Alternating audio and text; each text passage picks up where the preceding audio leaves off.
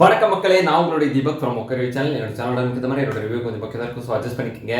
இன்னைக்கு நம்ம மணிகண்டன் அவர்கள் நடித்து பிரபுராம் அவர்கள் இயக்கி, அதாவது அந்த குட் நைட் படத்தோட டீம் இருக்கு இல்லையா, அந்த டீம் வந்து மறுபடியும் சேர்ந்து வெளியாகி இருக்க லவ்வர் படத்தை பற்றி தான் பார்க்க போகிறோம். ஸோ லவ்வர் இந்த படத்தோட கதையை பற்றி பார்த்தோன்னா ஸோ இப்போ இருக்க ஜென்ரலான ஒரு மாடர்ன் வேர்ல்டில் இருக்க அந்த லவ் ஸ்டோரி எப்படி இருக்குது அப்படின்றது தான் இதோட பிரதிபலிப்பாக வந்து காட்டியிருக்காங்க. அதாவது ஒரு ட்ரஸ்ட் இல்லாமல் ஒரு இந்த சோஷியல் மீடியாலாம் வந்ததுக்கப்புறம் யார் என்ன பண்ணுறா எல்லாமே நமக்கு தெரியுது இல்லை. ஸோ அந்த மாதிரி ஒரு விதத்தில் யாருமே ஒளிஞ்சு வாழ முடியாது. அப்படி இருக்கப்போ நிறைய பொய்கள் சொல்லி இந்த லவ்வர்கிட்ட வாழ வேண்டியிருக்கும்.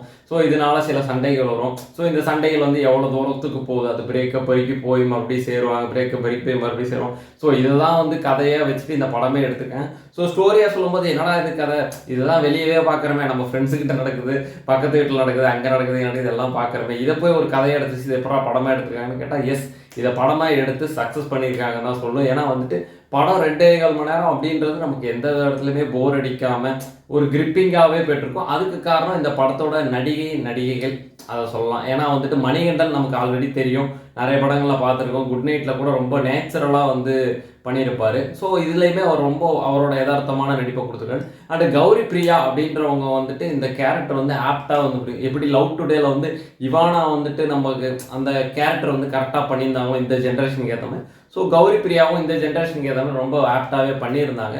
ஸோ இவங்க 2 பேருக்குள்ள நடக்கிற அந்த லவ்வில், ஜென்ரலான லவ்வில் இருக்க அந்த சந்தேகப்படுறது, போய் சொல்லிட்டு போகிறது, அதை வந்து இவங்க கண்டுபிடிச்சி சண்டை போடுறது, அதுக்கு சாரி சொல்கிறது, இந்த மாதிரியான விஷயத்தை தான் படத்தை எடுத்து வச்சுருக்கேன். கடைசியில் அவங்க சேருவாங்களா மாட்டாங்களா, இதை நோக்கி தான் கதை வந்து போயிட்டுருக்கும்.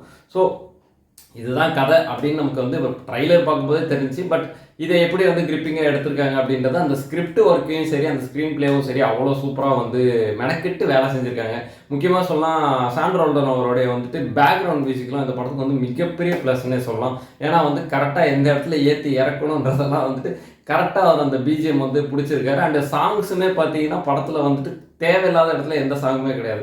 எங்கே தேவையோ நீட்டாக அதுக்கேற்ற மாதிரி நீட்டான ஒரு சாங்கை, ரொம்ப கச்சா முச்சான்னு கத்தாமல் ரொம்ப மெலோடியான ஒரு சாங்காக தான் கொடுத்துருக்காங்க. ஸோ படத்தில் சாங்ஸும் சரி, பிஜிஎம்மும் சரி, அண்ட் விஷுவலுமே சரி, ரொம்ப நம்ம அந்த படத்துக்குள்ளே போய் நின்று பார்க்குற மாதிரி ரொம்ப யதார்த்தமாக எடுத்து வச்சுருந்தாங்க. அதுதான் இந்த படத்தோட மிகப்பெரிய ப்ளஸ்னே சொல்லலாம்.